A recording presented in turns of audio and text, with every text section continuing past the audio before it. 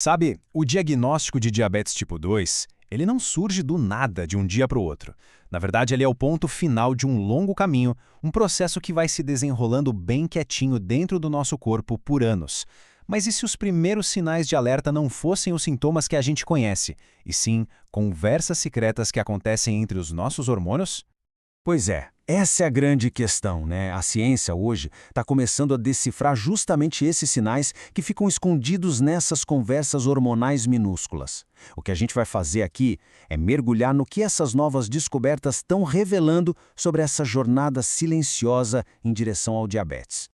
Para entender o que dá errado, primeiro a gente precisa dar uma olhada em como as coisas funcionam quando está tudo certo. Pensa no controle de açúcar no sangue como uma orquestra sinfônica, perfeitamente afinada. Os hormônios são os músicos, são os maestros, e eles garantem que tudo funcione em harmonia para manter a energia do grupo estável, não importa se a gente acabou de comer um pratão de comida ou se está em jejum. E nessa orquestra existem dois maestros principais, a insulina e o glucagon. Eles trabalham num balanço perfeito. Acabou de comer? A insulina sobe e fala para as células: pessoal, hora de guardar esse açúcar. Faz um tempo que não come nada, o glucagon entra em cena e avisa ao fígado: ok, pode liberar um pouco daquele açúcar que a gente guardou. É um verdadeiro balé hormonal, super preciso. Então, o que acontece no diabetes tipo 2? Bom, é aí que essa comunicação, essa sintonia fina começa a falhar. A conversa entre os hormônios vira uma bagunça, os sinais se perdem, são ignorados e o sistema todo entra em desequilíbrio. E aqui entra o grande mistério que deixou os pesquisadores coçando a cabeça por décadas. Será que a orquestra inteira desafina de uma vez só? Ou será que é um único músico que erra a nota primeiro e aí causa um efeito dominó? Entender essa sequência, essa ordem dos fatores, é a chave de tudo. Para tentar resolver esse quebra-cabeça, a pesquisa da Universidade de Uppsala, que a gente vai analisar hoje, fez algo genial. Eles compararam 3 grupos diferentes de pessoas. Pessoas com níveis de açúcar totalmente normais, pessoas com pré-diabetes e pessoas já com diabetes tipo 2. A ideia era mapear exatamente como essa falha hormonal evolui em cada um desses estágios. E a descoberta foi, sinceramente, fascinante.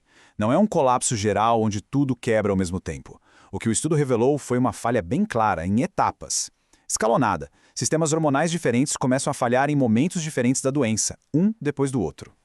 E aqui a gente vê o primeiro passo dessa falha. A pesquisa mostrou que o sistema que lida com o estresse no nosso corpo, especificamente a resposta de um hormônio chamado ACTH, fica hiperativo já na fase de pré-diabetes. Esse é o primeiríssimo instrumento a sair do tom. E detalhe, ele continua assim em quem já tem o diabetes tipo 2.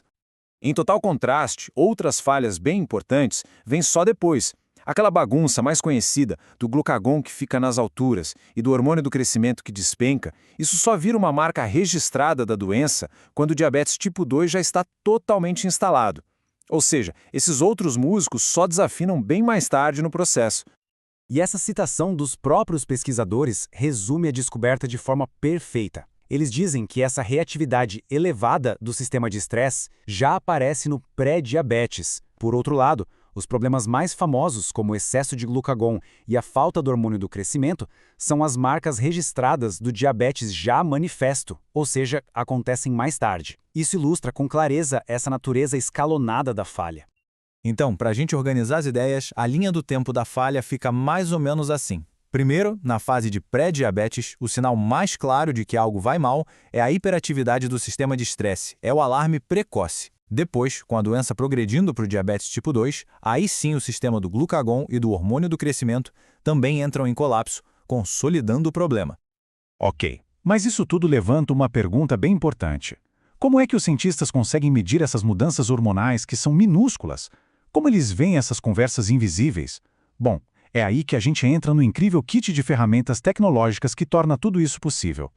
A resposta para essa pergunta está num verdadeiro arsenal de ferramentas biológicas que são incrivelmente sofisticadas. Não é só tirar uma amostra de sangue e olhar, não. É sobre conseguir visualizar a biologia funcionando em tempo real, lá no nível molecular. Uma dessas ferramentas, talvez a mais famosa hoje em dia, é o CRISPR/Cas9. Mas calma, aqui o uso é diferente do que a gente costuma ouvir sobre edição de genes. Nesse contexto, os cientistas usam o CRISPR como se fosse um GPS molecular. Eles anexam etiquetas que brilham no escuro aos hormônios, permitindo que eles assistam ao vivo como essas moléculas se movem e interagem. É como colocar um holofote em cada músico da nossa orquestra para ver exatamente o que eles estão fazendo. Outra ferramenta super poderosa é a metabolômica.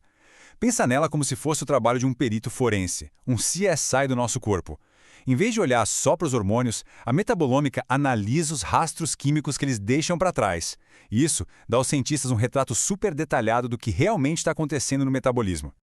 E olha, essa lista de ferramentas avançadas não para por aí. Tem sondas de RNA, tem microscópios eletrônicos super potentes. O ponto mais importante de entender é que a ciência moderna não depende de uma técnica só. É a combinação de várias delas que permite construir essa imagem completa, desde a menor das moléculas até o corpo inteiro.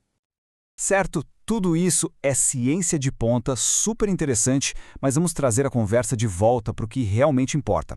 Por que essa descoberta de uma falha escalonada é tão relevante para a saúde de todo mundo? O ponto crucial é esse. Agora, é como se a gente tivesse uma assinatura hormonal muito mais clara para cada estágio da doença. A gente sabe que o pré-diabetes é marcado por uma resposta ao estresse que está em sobrecarga. Já o diabetes tipo 2 adiciona a esse quadro o descontrole do glucagon e do hormônio do crescimento. Ter esses marcadores tão distintos é como trocar um mapa todo borrado por um com coordenadas de GPS precisas. E essa distinção é fundamental, é um divisor de águas, porque saber o que falha primeiro nos dá um alvo muito claro. Pensa num incêndio.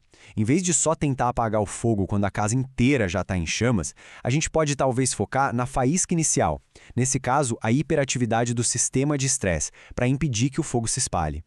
Uma única linha de pesquisa como essa tem o potencial de verdade, redefinir a nossa abordagem. Talvez, em vez de focar só em tratar o açúcar alto no sangue, que é uma consequência tardia, a gente possa sonhar com um futuro onde seja possível intervir muito antes, com base nesses primeiríssimos sinais de alerta hormonais. E isso tudo nos deixa com uma reflexão final, né?